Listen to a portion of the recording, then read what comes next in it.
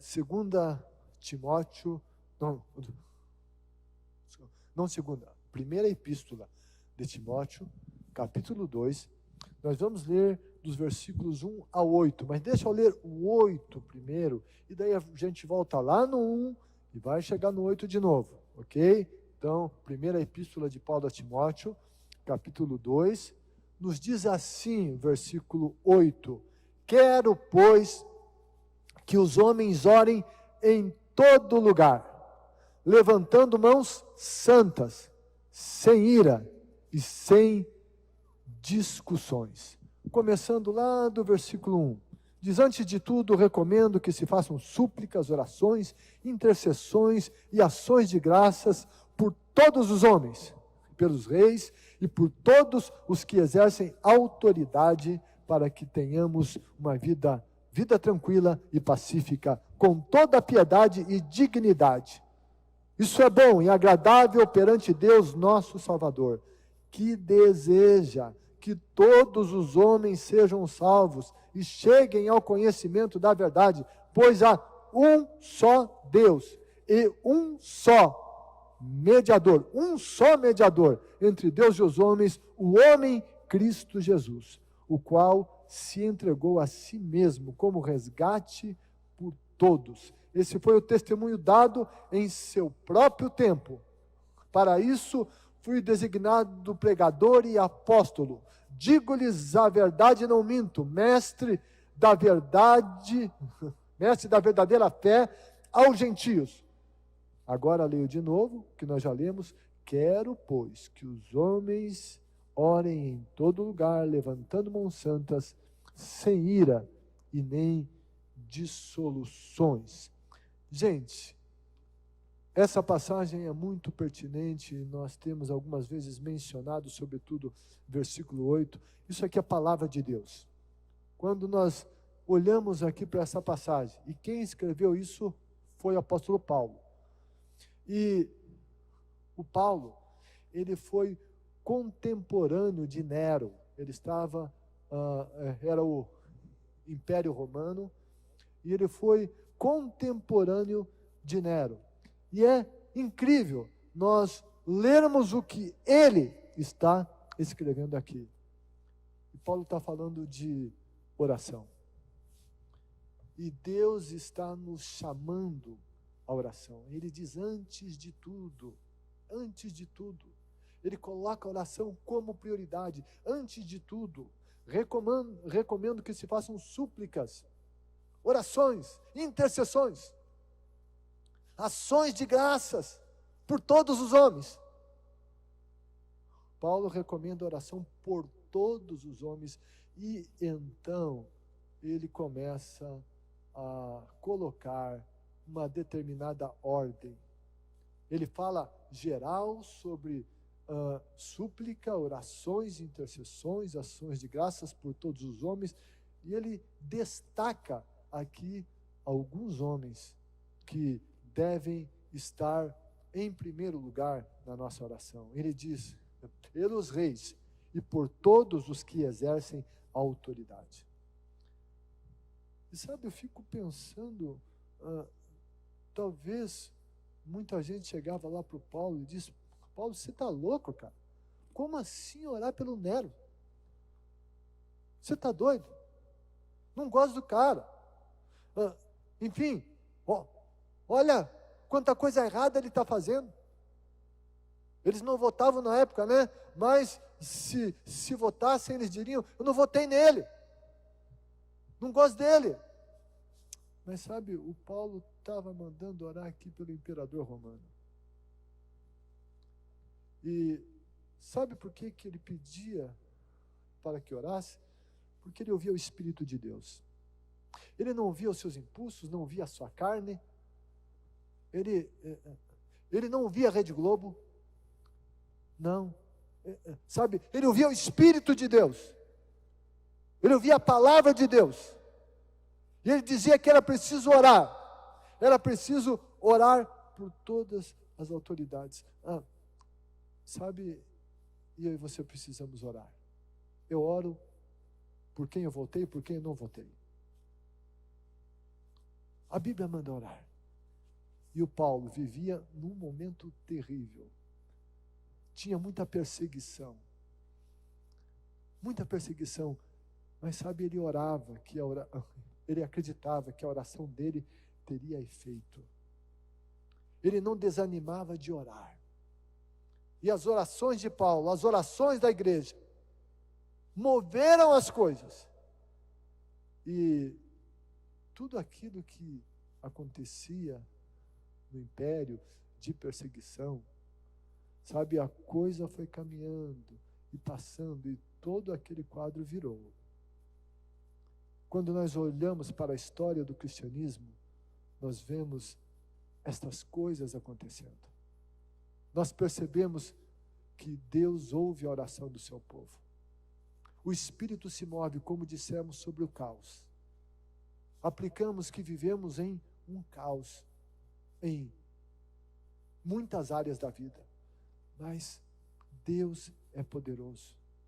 E daí, Paulo, inspirado pelo Espírito Santo, vai dizer que nós devemos de orar para que tenhamos uma vida tranquila, pacífica, com toda piedade e dignidade. Nós temos que orar por dignidade. E daí ele vai dizer assim: isso é bom e agradável perante Deus nosso Salvador. Paulo diz que isso é bom.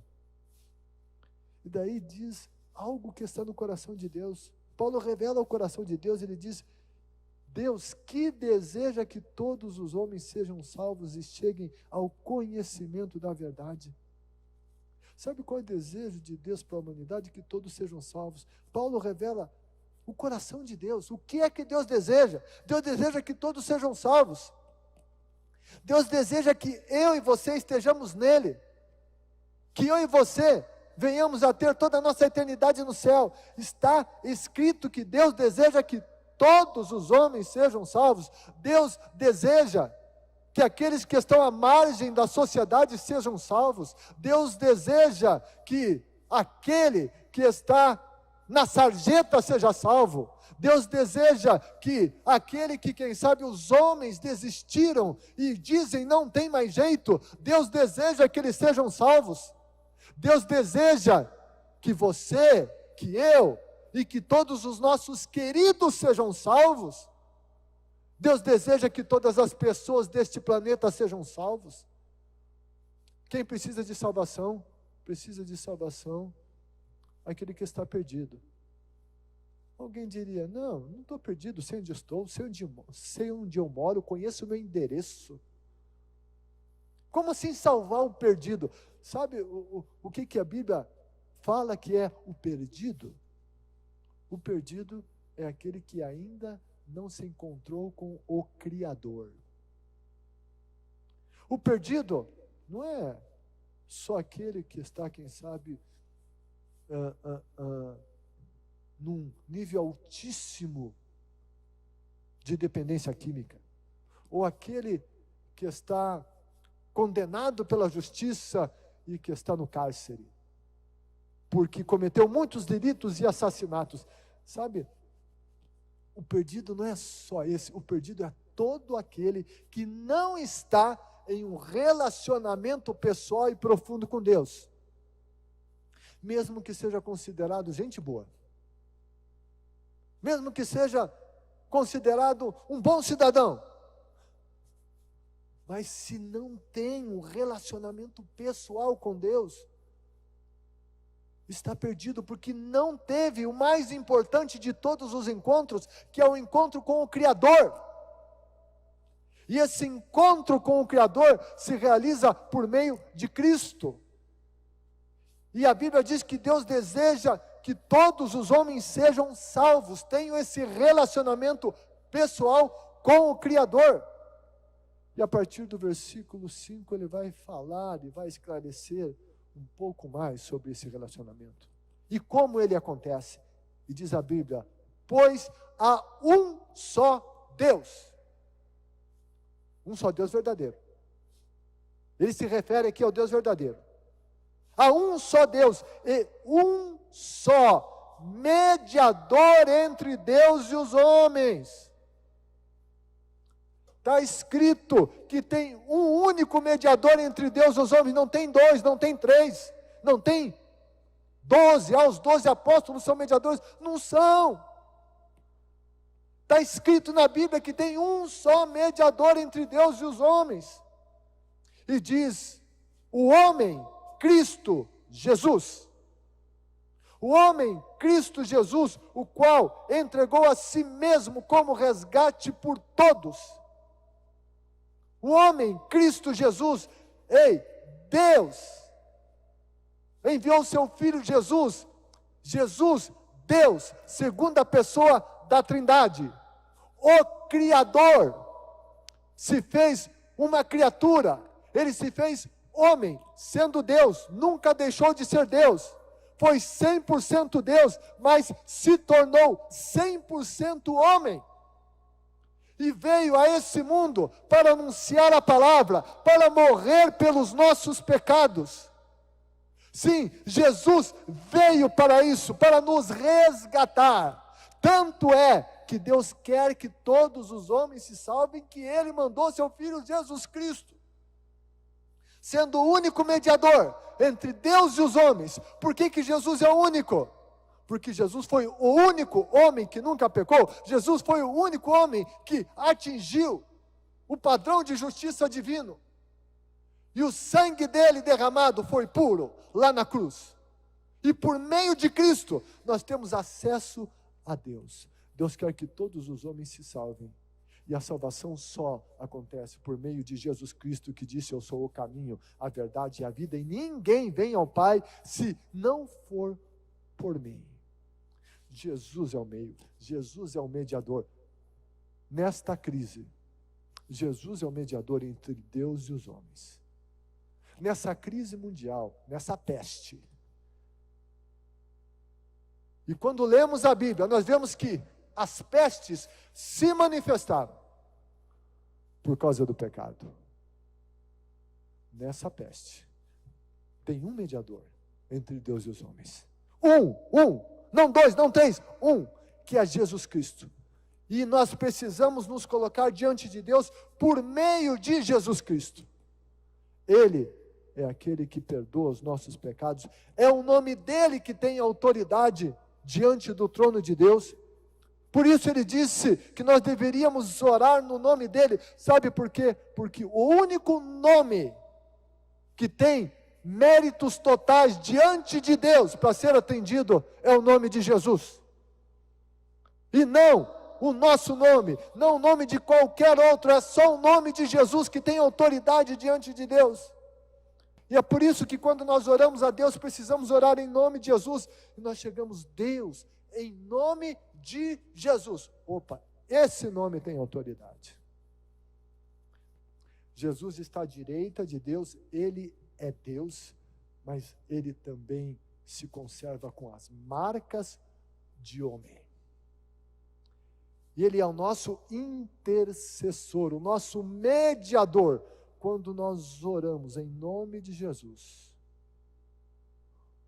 o Pai olha para Jesus e Ele vê as marcas de Cristo. Mesmo nos tempos escatológicos, quando Jesus voltar, a Bíblia diz, verão aquele que o transpassaram. O povo de Israel verá aquele que o transpassaram, porque as marcas ainda continuam lá. Quando oramos a Deus em nome de Jesus, o Pai olha e Ele vê, ainda estão lá as marcas dos cravos.